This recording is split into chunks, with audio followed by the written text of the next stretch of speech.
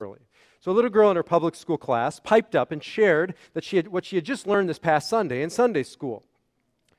I just learned that Jonah in the Bible was swallowed by a whale, she says innocently enough.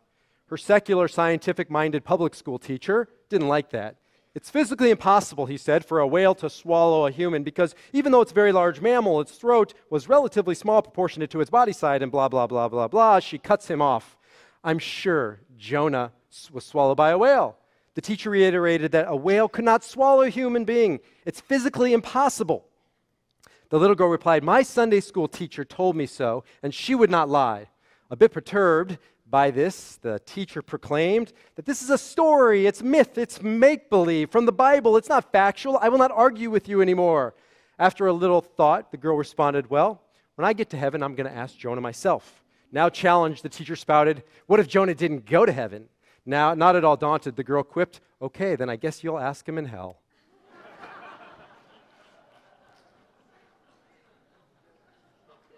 Relationships, right? This teacher takes us into the heart of the number one issue that we all deal with daily in our lives.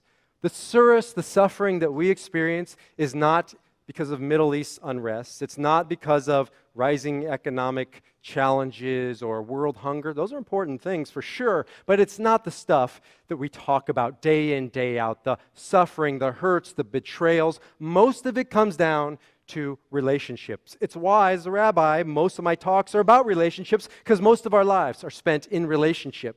And too often we're like that teacher, right? We're winning the battle, but we're losing the war, or more appropriately, we're picking battles and causing wars. We'd rather be right than in love. We'd rather stick to the facts, stick to our ideals, right, and to what we believe, than to come down from on high and to look each other in the eye and to work the relationship out.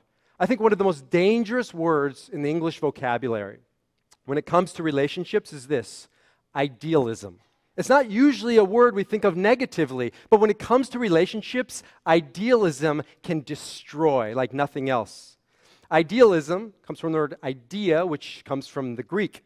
And in Greek, it means to see. It's interesting, though. Idealism is about seeing your ideals, your principles, your values, your goals, and seeing nothing else. Not seeing what is real, only seeing what is ideal. It might have its place in academia or in for statisticians or in the courtroom. Those are places where maybe we should continue to hold very high ideals. But in the realm of relationships, it wreaks havoc upon us and our families and our soul. And that's what this week's Maftir reading is about. We read about the Parah Adumah, the red heifer, the red cow. And it, like I said before, is a bizarre tale out of context, like anything else. If you put it into context, though, it's a deep teaching about idealism. So let's talk about the context of the Torah. In the Torah, there are different functions for different groups. And one of the groups, the Kohanim or the Kohanes, right, were charged with remaining in a state of tahara, of spiritual purity. And they were supposed to be the exception to the rule. They were supposed to live segregated from the rest of the community, not coming into contact with death, not coming into contact with corpses and with things like red dead cows. They were supposed to stay away from all the ooey gooey, yucky, messy stuff of life. That's what the book of Leviticus is all about, how they stay away from it and divorce themselves from it so they can remain in a place of tahara, a place of purity. They don't want to become tameh or tuma, have tuma on them. And so they spend their life up literally in the ivory tower of the temple, divorced and away from the rest of the community. And then we read about the red heifer. God says to the Kohanim, once a year, take out this, or raise this red heifer, take him out, kill him, slaughter him, and sprinkle its ashes upon the Israelites, upon the people. Again, regardless of this strange nature of the act, what's important is the message. What is God saying? God is saying to the Kohanim, there's a time and a place for your ideals, and there's a time and a place to come down from the ivory tower and to get your hands dirty, literally, to get your hands dirty for the sake of another, for the sake of a relationship, for the sake of a brother. Lower yourself. Come down from on high, you Kohen Gadol, even the high priest. And this is such an important message, especially in the Jewish world today. Because in the Jewish world today, halakha, Jewish law, is just escalating higher and higher, and there's more to do, and you got to do it in this way and not in that way, and it's making it very difficult for the average Jew in the pew, I can't really say that now that we have seats now, but the average Jew in the pew to keep up, to participate. And yet that's not what the rabbis of the Talmud suggested. When they were debating halakha, Jewish law, in the Talmud, quite often the following phrase comes up. When they don't know which side to side with, because, two Jews, three opinions, and so what do? One response was this: Puk chazemai amar davar, right? A famous saying in Aramaic, go see what the people are doing. If you don't know which way to rule, go see what the people are doing. This is a brilliant, compassionate idea. You can create halakha, Jewish law, you can create secular law, but if people won't abide by it, can't abide by it, maybe shouldn't abide by it, then maybe it needs to be rethought. Maybe it needs to be challenged. Maybe it needs to be brought down from on high. Maybe it's easy for a bunch of rabbis in the Talmud to do X, Y, or Z, but the people out in the streets, the people in the marketplace, the people in their messy lives sometimes can't keep up. And it also applies to relationships. There's a great teaching in our Talmud about a young rabbinic student. I kind of see him as a rabbinic student. He's certainly young in his worldview. His name is Rabbi Yochanan. And I can just imagine him getting out of rabbinical school, charged, he has a new little rabbi's manual, right? He's got a mission of ideals to bring Torah and Yiddishkeit to the world. And so a friend of his, Rabbi Chia, falls ill. And this is his first pastoral visit. So he knows what he's going to do. He's going to show up, and he's going to espouse theology and philosophy, and he's going to challenge his friend, his teacher, Rabbi Chia, and that's what he does. He shows up, and he engages in theology and discourse of all kinds, and in the end he says, have you learned anything from these lessons? Right? Yisurin shel ahava, pains from on high of love. And Rabbi Chia says, I've learned nothing from them. And ultimately, he's not comforted. And then life goes on, and Rabbi Yochanan grows up, and Rabbi Yochanan becomes ill. And Rabbi Yochanan learns a lesson because another rabbi comes to visit him, another young buck out of rabbinical school, does exactly what Rabbi Yochanan did years before, comes with his little rabbi's manual and his little platitudes and his little ideologies and theories. And Rabbi Yochanan is not comforted. And then the story comes full circle. Rabbi Yochanan's an older man. It's later in life. And he's got life experience and wisdom and hurts and pains.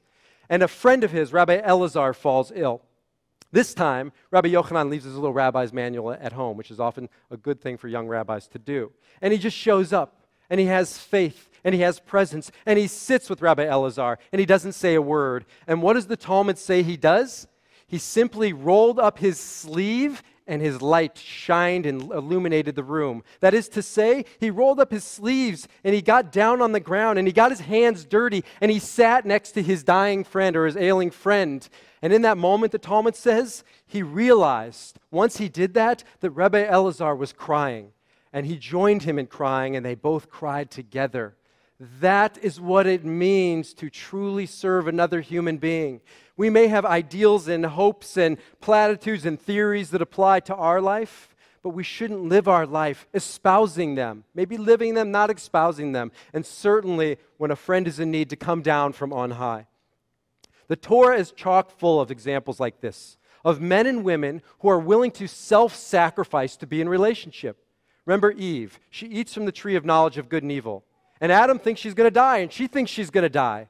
And they're just waiting for her to die. And the most beautiful, romantic, holy moment of the entire Torah happens when Adam takes the apple from her, and he eats from it. And the Midrash says, Adam said to her, I would rather eat this apple and die and be with you than not eat of it and be here alone.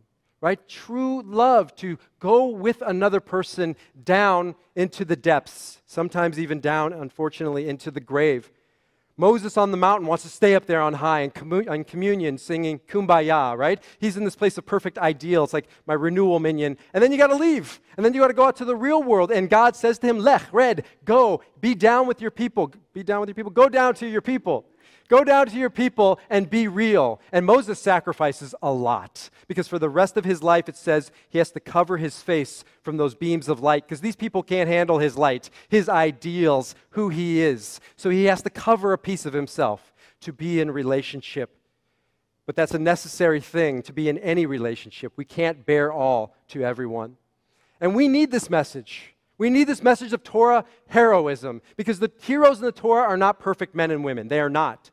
These are flawed individuals.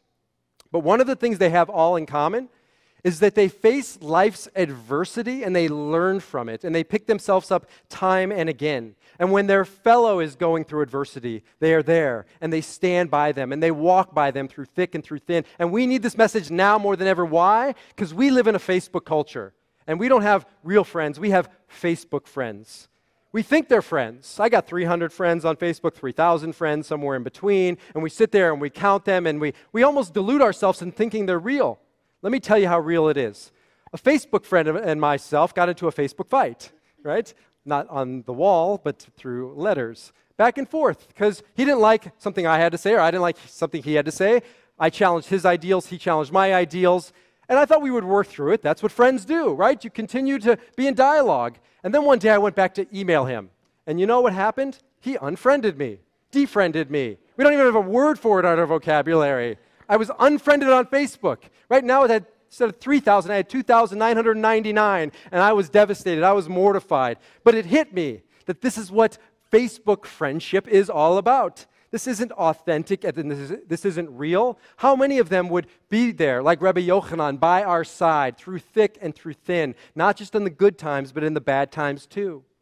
Facebook has its place, and it can be a beautiful thing, but by and large, it's leading us down a path that isn't authentic in regards to friendship. And I see it all the time. I see it in our world around us. I was counseling somebody who deals with chronic pain and depression, and basically all of her friends have left her. Why? Because as one of her friends said, you just bring me down, right? It's just ongoing. It's nonstop. You bring me down. You bring me down, as if our relationships are only supposed to lift us up. Is there not a place to be brought down? Isn't a friendship about being high and being low? I was speaking to a young man, not that young, he had kids of his own, who had cut off his parents. Why? Because they violated his idealism, right? He couldn't deal with them anymore, so he cut them off, hook, line, and sinker. Is this really what friendship and relationships are all about? And what about the young bride and the groom that I counseled? A friendship that was there, obviously, they're moving towards the chuppah, and then she finds out he has an addiction, and he wants to work through it.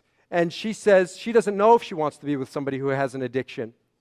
And she doesn't know if he's right for her. And my response was, I don't know if you're right for him. Because marriage isn't about just holding hands, lovey-dovey, singing kumbaya. We're in love. The authentic meaning of marriage is this. The Hebrew word is nisuin. It means to carry one another, to carry during the lovey-dovey times, to carry one another during the not so wonderful times, to carry each other on high and to carry each other low. To carry somebody means you come down off your high horse, you get down literally on the ground, and you allow them to get upon your back. And you get dirty in the process, and it's messy, and it's uncomfortable, and yes, sometimes it's painful and it even hurts. And I am not suggesting that anybody stay in an abusive relationship. Divorce can be a mitzvah, right? Unfriending somebody on Facebook can be the right thing to do, but by and large, most of the time, most of our relationships simply need a little more nisuin, a little more carrying one another through it all. So let me end with this as our kids make their way in. I grew up in Omaha, Nebraska, across the street from Boys Town. Maybe you know of Boys Town. Founded by Father Flanagan in 1917. Literally, I grew up across the street from it.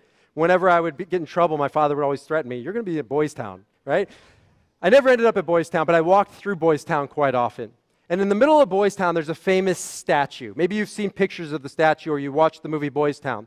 On this statue, there's two boys. One's an older boy, and there's a younger boy. And the younger boy's on the older boy's back. And the older boy's hunched over. And it says underneath, you know the caption, "He ain't heavy, Father, he's my brother."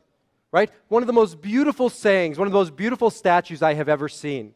That actually came from a real-life story. In 1921 in Boys Town, there was a young man who didn't have use of his legs. He had, contraptions back then that just didn't serve him, so he had to spend his life in a wheelchair.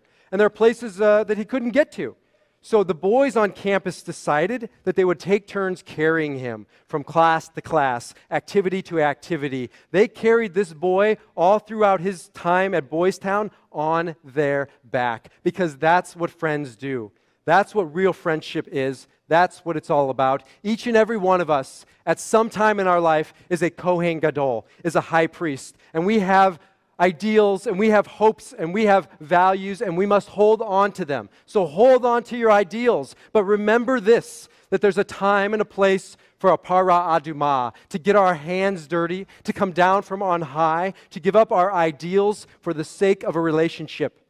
Bearing one another's burdens, bearing one another's messy mishigas, bearing one another and carrying one another. Or in the words of the Hollies, remember this song, the Hollies? The road is long, with many a winding turn that leads us to who knows where, who knows when. But I'm strong, strong enough to carry him. He ain't heavy, she ain't heavy. He's my brother, she's my sister. So on we go. And so with that, we're going to join Len and Marcy and the others in this rendition. The words are on your red sheet, I believe. If you know it, join us. The road is long, with many a winding turn. Don't be shy, you know the song. That leads us to who knows where, who knows where. But I'm strong,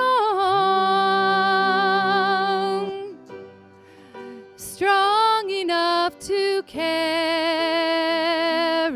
him. He ain't heavy, he's my brother. So on we go. His welfare is my concern.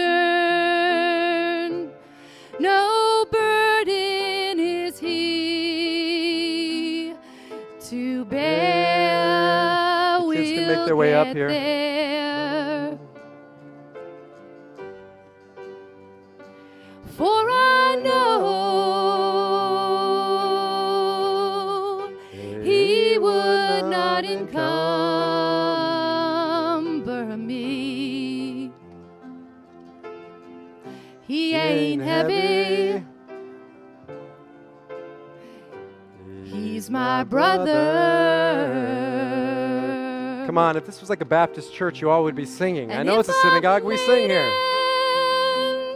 At all, I am laden with sadness that everyone's heart isn't filled with the gladness of love for one another. Big finish, last verse, join us. It's a long, long road